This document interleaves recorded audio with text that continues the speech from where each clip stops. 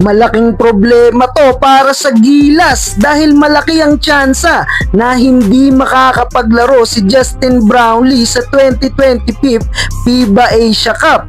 Time na nga ba na mapalaro si Jordan Clarkson o susugal na kay Ange Kwame?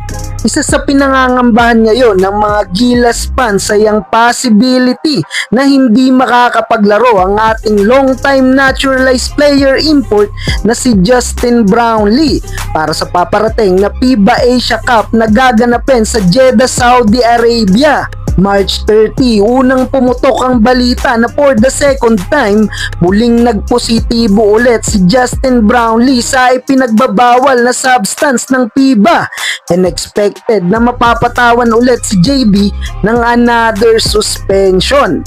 Pero sa pagkakataong to, mukhang ready nang isugal ni Justin Brownlee ang kanyang availability sa 2025 FIBA Asia Cup na gaganapin ngayong August. Dahil reportedly, icha-challenge na ng kampo ni Brownlee ang nakitang analytical findings sa urine sample ng Gilas naturalized player. Nakapag-appeal na ang kampo ni JB upang maklear ang pangalan ni Justin Brownlee.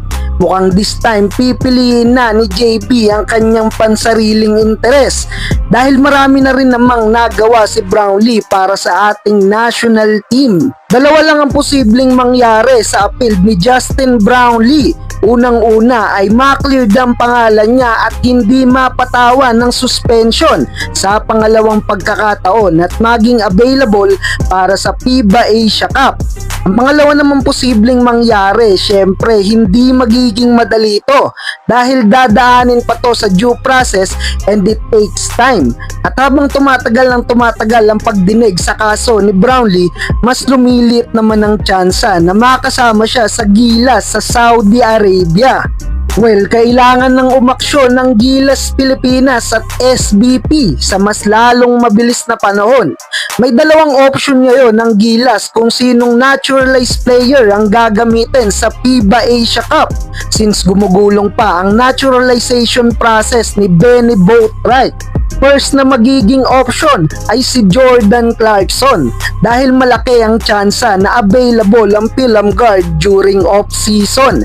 Sigurado din naman na makaka-adapt quickly si Kabayan JC sa sistema ni Coach Tim Cone with 11-year veteran experience sa NBA. Ang pangalawa namang option ay si Ange Kwame. Sinasabing nasa radar na ng Gilas ang former Ateneo bigman kung sakaling hindi talaga makakalaro si Justin Brownlee.